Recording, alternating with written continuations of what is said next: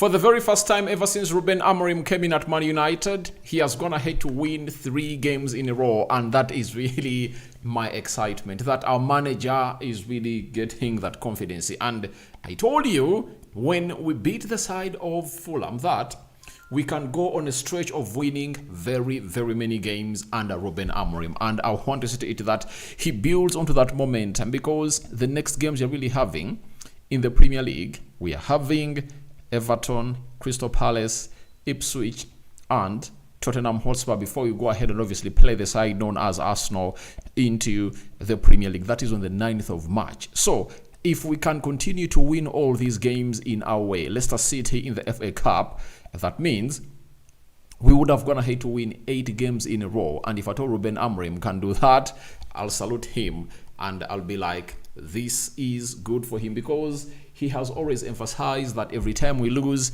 he doesn't concentrate onto making this team better. He only finds himself in a position of coming up and obviously rectifying those mistakes that led to us losing the beautiful game of football. And I think that's why you said it, that at least every time we win, we improve, because confidence is built amongst players and they also really get the best that they deserve into that jersey of Manchester United. Smash like button, comment and share. If at all you're watching us for the very first time, endeavor to subscribe to this channel so as don't miss out on stories that we do upload in here on a daily. And United 2, FCSB in Bucharest 0, and a clean sheet has gone ahead to be kept. But Diego Delo went ahead to obviously capitalize onto that well brought in ball across the mouth of the goal, and it was courtesy of Kobbie Mainoo, and he went ahead to obviously bury it in the back of the Diego Delo. Then Kobbie Mainoo went ahead to obviously double the lead courtesy of that well pulled back cross into the mixer by Alejandro Garnacho, and it was really very, very, very, very, very, very exciting for the club of Manchester United. In a space of 8 minutes, we went on to kill off the game. And again, we've gone ahead to obviously keep a clean sheet today.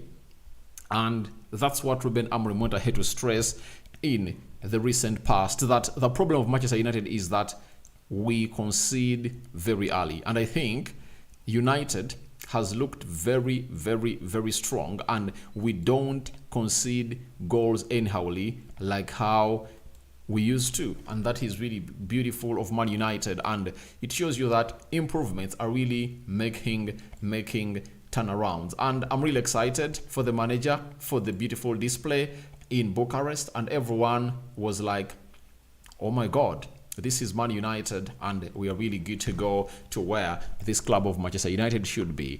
No matter the opposition, but each and every time you continue winning and winning and winning your games, I know there is that confidence that keeps building amongst the players of your club to see to it that everything really goes on well as planned. Another clean sheet kept in 2 games consecutively, and that is really something very, very, very important. I really went ahead to witness greatness in Kobbie Mainoo. That's why the title is Magical Kobbie Mainoo. Kobbie Mainoo, in the game of Fulham, the manager brought him on to play as a number 10.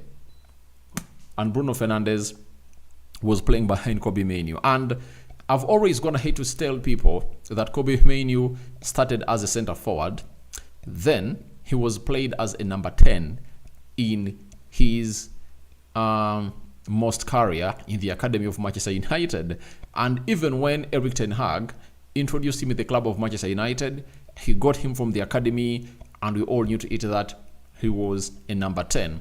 But because Ten Hag needed a player who was good on the ball, he had to play him next to Casemiro into that double pivot of Manchester United. And that's how people thought that he's a number 8. And most people thought that he's a number 8, and I was like, he's not a number 8. He's a number 10. And you've gone ahead to see to it that in the game against Fulham, you saw what he did, for the second goal that was really ruled out. And today, you've gone ahead to see his impact in the final third of the game. In the first half, he had 2 chances to obviously put United ahead. And one of those was this one, where he went in for a scissor kick and all an acrobatic. But I think there was a defender, or there was a person that really never went ahead, obviously, see to it that he really brings him to where he deserves to be. And that is Kobbie Mainoo. That is the bicycle kick that went ahead, obviously, take. And guess what? It really never had enough energy, and it landed well into the hands of the goalkeeper. But he also went ahead, obviously, have another chance coming in from Rasmus Højlund. Rasmus Højlund was released by Bruno Fernandes. I think it was Lisandro Martinez. And then he really went ahead to obviously put a pullback, you know. And Kobbie Mainoo went ahead, obviously, tried to place that ball, but it went over the bar. And I was like, this is where we need Kobbie Mainoo. And you see his composure when he's playing as a number 10. He has a better composure than Bruno Fernandes. And him being played as a number 10 is obviously going to help Man United to do a lot of things that Man United has not gone ahead to be doing into the recent past, I tell you, because he is really very composed, and that is the composure we've always gone ahead obviously want at the club of Manchester United. And people have always gone ahead to say Bruno Fernandes is the best number, you know, is the best number 10. And I told them, I think Eriksen is better. And Eriksen has also gone ahead obviously showcase what he's good at. And you've also gone ahead to see Kobbie Mainoo is one of those that has gone ahead obviously put in a very huge shift into that beautiful game of football that saw Man United win FCSB by 2-0. So he was all over the place, and for us to obviously get the first goal, he was responsible for unlocking that defense with that well-squared ball in the mouth of goal that a man known as Diego Dallo came across and obviously tapped into the back of the net. So this is what Kobbie Mainoo did. He was here. I think he got the ball from Eriksen, and then he laid a square, and Diego Dallo went ahead obviously find it and put it in the back of the net. So that is all about what United did today. And for Kobbie Mainoo, he has gone ahead to obviously score and have an assist in this UEFA Europa League game. And I think the spark is obviously happening, and it's really getting United to where we want it to be. Because if you're having Kobbie Mainoo as a number 10, that will obviously solve you very many problems, because he can really skip past people. He has the football intelligence. The brain of Kobbie Mainoo is really out of this world. And in those positions, he's really going to threaten very, very many teams. When you look at how he really receives that header from Eriksen to obviously get off that defender, he body feints a little bit and obviously lays that ball into the mouth, and then Diego Dallo goes ahead obviously bury it. And for the second goal, it's him and Garnacho combining to obviously see to it that we obviously get into a comfortable lead. So for the man known as Kobbie Mainoo, I think that's where he deserves to be playing. And even in the next game against Crystal Palace, I would love to see the manager starting him into that number 10 position, because he's obviously having a better communication with Rasmus Højlund and all the people around there because of his composure. And he's not this kind of person who will obviously go in for that long ball. You don't expect that from Kobbie Mainoo. He really wants to really go for that person who is really close to him. And even if you really put him into a forest of legs, he can obviously find his way through those players. That's why I believe he is the best number 10 that you are really having in there for you, alongside Eriksen. Eriksen also had a very beautiful display today, and you saw to it that he had a lot of those line-breaking passes. And this is my call. Even when Erik Ten Hag was here, I was like, Bruno Fernandes is not creating chances. He's losing out on very many balls. Why don't you try out Eriksen as the number 10 or Kobbie Mainoo? I really insisted onto that. And that's why I told you that sometimes Erik Ten Hag is why he obviously saw himself at the club of Manchester United, because he couldn't obviously do what even Miro and David here could do. And I've gone ahead to like Ruben Amorim about one thing, that he's trying these players in every way possible, and he's like trying to improve them and see to it that all goes on well as planned. So I would love to see to it that Kobbie Mainoo and maybe Garnacho, Amadi Diallo, enjoy that position of a number 10 and let Bruno Fernandes be played in that number 8 because they think he's undroppable. Let him be played in the number 8 and see what he has to offer to the club of Manchester United. But the other player that we have to obviously give a very huge go or a very huge applause is Alejandro Garnacho.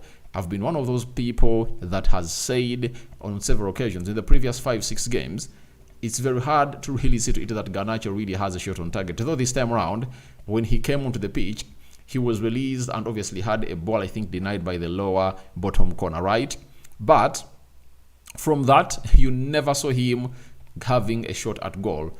All Garnacho did was obviously put in pullbacks and he registered an assist for himself into that beautiful game of football. So it shows you that the manager is really doing his job. And I think this is one of the things that Ten Hag really failed to do, to tell Garnacho that don't just shoot anyhowly, improve onto your end product. I've been very vocal on as to why he has failed to get into the team of Argentina, because I'm talking about the starting 11, because he's ready to play for Argentina, but the problem is he has been a selfish player, and I think he has been replicating exactly what Ten Hag was injecting in his head at the side of Argentina. But with Ruben Amorim coming in through the club of Manchester United, I tell you, Garnacho has gone ahead to obviously change totally. And you see to it that in this game, he has averaged close to, 5 crosses ever since he came in through into the second half. And you might think that he even went ahead to obviously start this game, yet he never even went ahead to start this game. He came off the bench. You get? He came off the bench and went ahead to obviously do the needful. So Alejandro Garnacho for me looked really great, and each and every time the manager has gone ahead to play him, he's been looking great and improving. And I doubt whether now Ruben Amorim wants to lose a player like Alejandro Garnacho, because even if you lose him right now, do you think United can obviously sign a player? No way. And Alejandro Garnacho has shown you that he has gone ahead to fit into this club very well, and he's improving on his end product. And remember, I had nothing personal with Alejandro Garnacho, but I always talked about his end product to the game, that he runs into good positions, he positions himself very well, but he finds himself really doing things that are really childish. But under Ruben Amorim, he benched him for very many games, and then when he brought him on, he was like, I'm bringing you on, but I don't want you to be selfish. I want you to come up and obviously be very, very creative. And don't think about shooting at goal every time.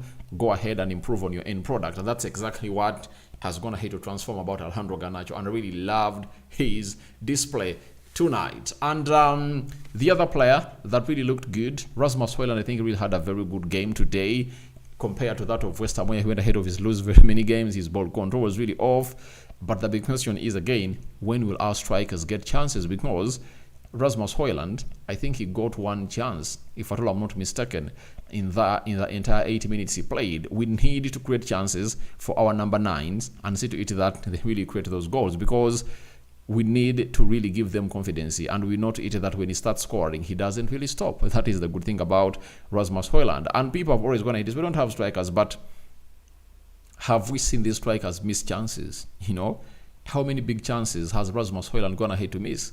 That is the most important bit of it all, and that's the question that we have to come up here and obviously answer. So guys, I think it's really that day has come for the club of Manchester United to obviously back on these players and back the manager, that is Ruben Amorim, on what he's doing at Manchester United, and all is obviously going to be really happening on well. So you saw to it that today really had a little bit of control of the game, because we had Eriksen, who is good at that, and Kobbie Mainoo, who are in front of those. And I've always gone ahead to say that United moves the ball very well from the defense to the midfield. But when it reaches the final third, when Bruno Fernandes is there, that's where things obviously go wrong.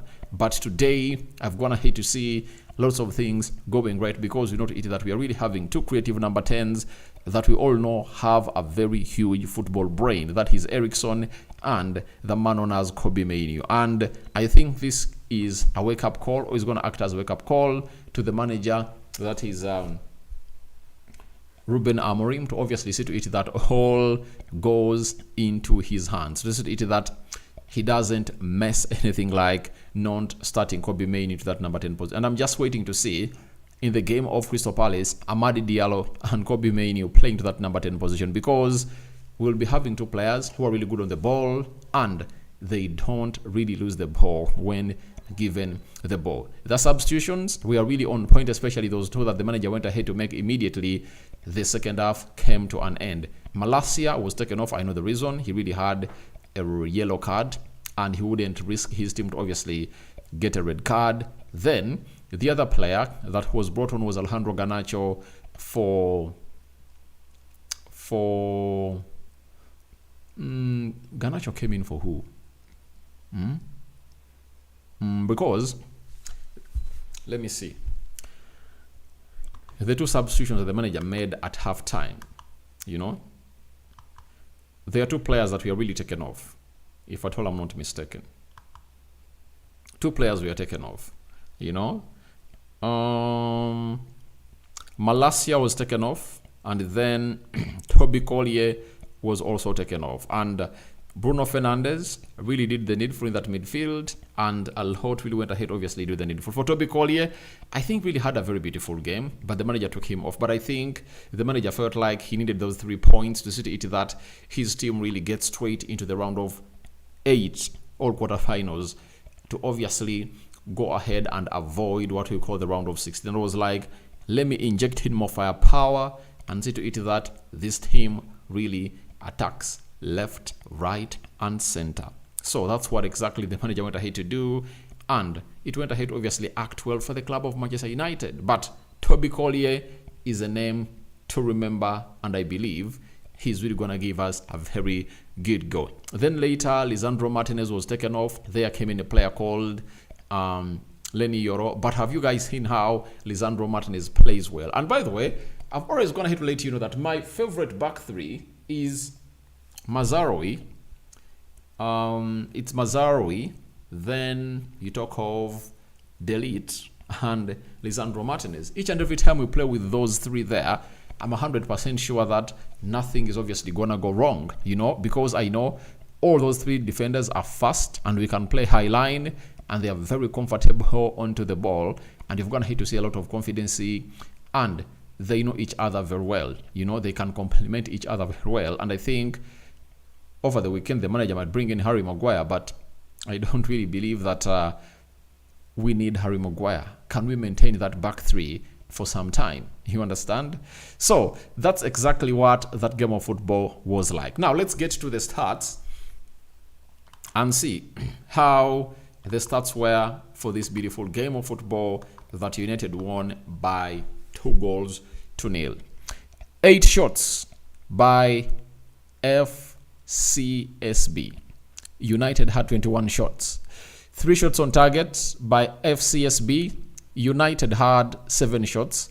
30% ball possession by FCSB. United collected 70%. FCSB gunned 288 passes. United 2 gunned 667 passes. Almost times 3 the number of passes that this side went ahead to put up.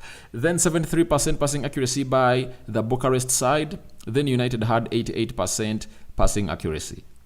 14 fouls.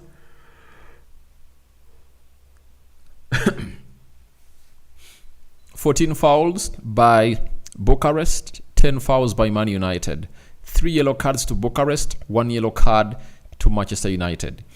0 red cards to either sides, 2 offsides to either sides, 3 corners to the Bucharest side.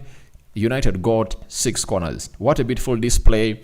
And I think let's build onto that and see to it that the momentum continues to build at Manchester United. And let's see to it that we win these other remaining games, because that's the only message we have to obviously send to the people that don't believe in this project. And we should continue winning these games and games. So let's get into the table and see how United went ahead to obviously do the needful into this tournament, and see who topped and who really are the last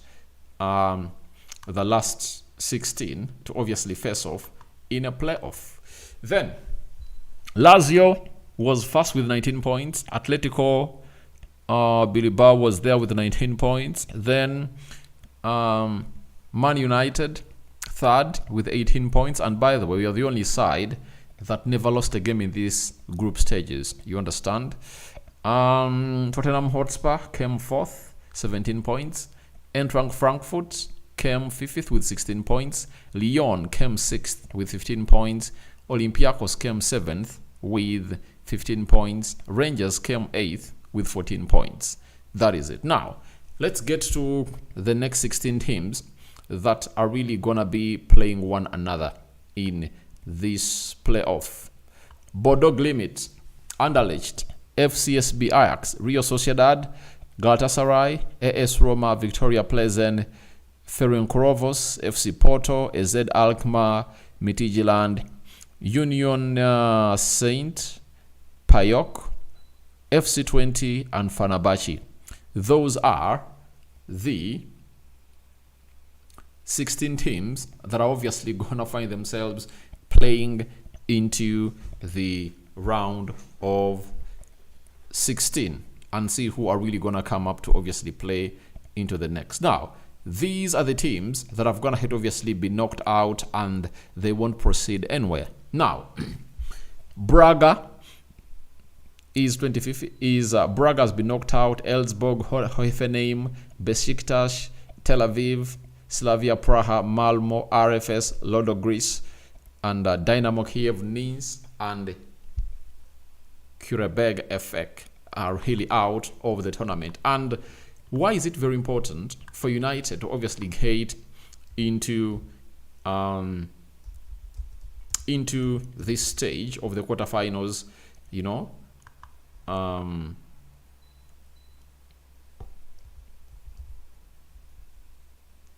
so why is it very important for United to get into this? So we are really having this as something very important, and the prize money is really very important because for expanded competition, I want the UEFA Europa League, you know, the money prize, you know, because this is a different competition. You get different competition altogether, meaning that it has different rules that are really governing it, and that's what I'm really searching in here, you know. All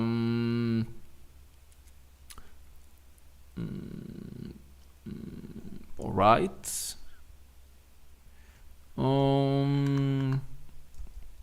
2025 UF. I want to really read you this, and you people will understand what it really means. All right, they're telling me that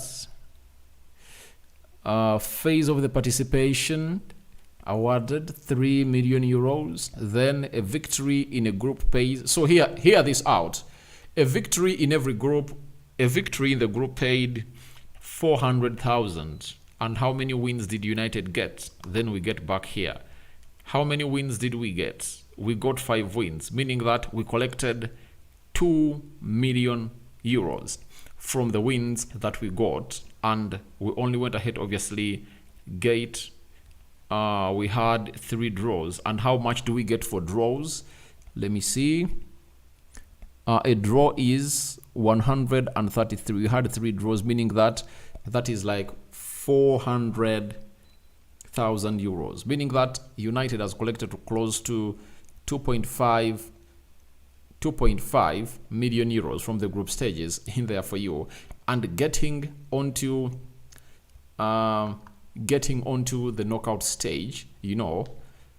So they're telling us that first qualifying round elimination per round, the losing finalists will receive 4 million euros, and the champions will receive 7 million, meaning that if United goes ahead to win this, we'll have 7 million euros. But teams which placed between 9th and qualified and 200,000, we are out of that.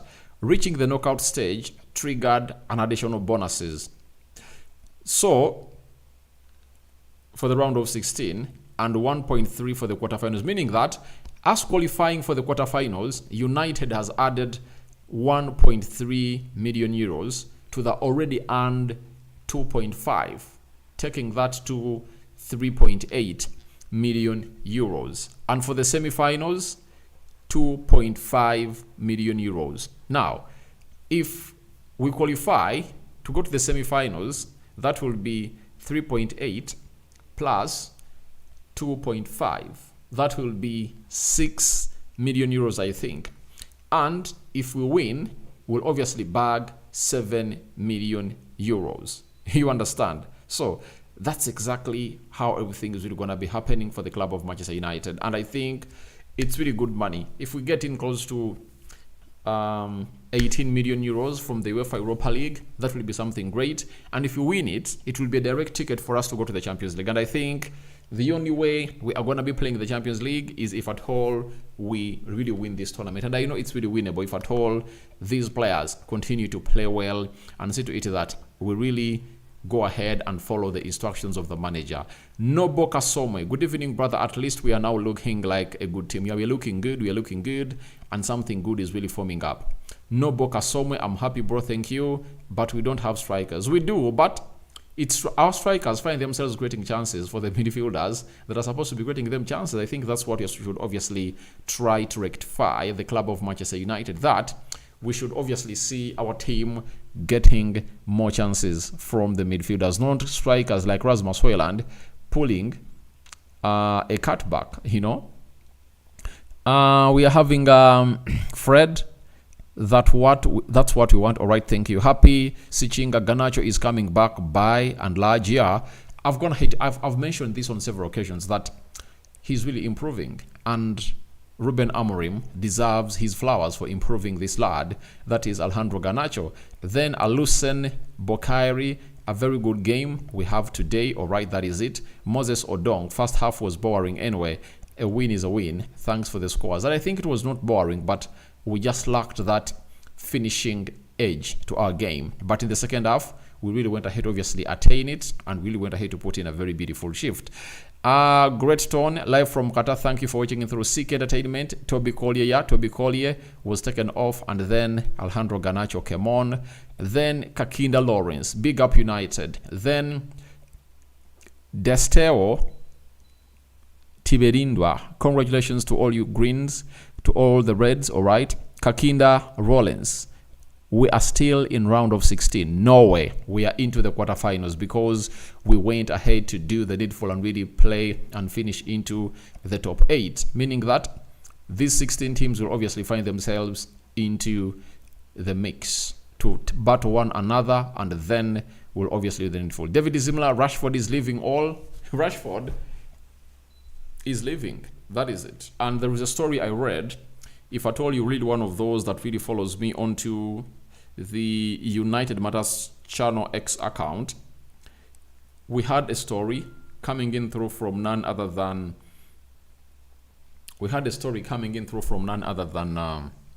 is it the Sun, Daily Cross Mirror, that a brother to, hear me out, a brother